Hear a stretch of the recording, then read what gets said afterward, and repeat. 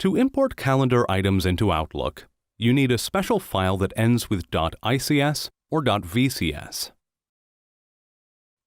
Choose File, Open and Export, Import/Export. Choose Import an iCalendar or vCalendar file. Next.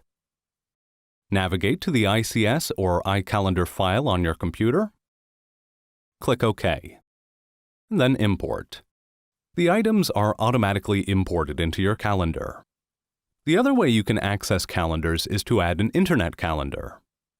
An Internet calendar continually feeds changes into Outlook.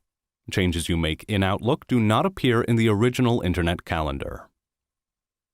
Select Open Calendar. From Internet, paste in the URL from your other calendar. Click OK. Outlook asks if you would like to add this calendar and subscribe to updates. Select Yes. Any events added to the source calendar, such as Google Calendar, now automatically synchronize to Outlook.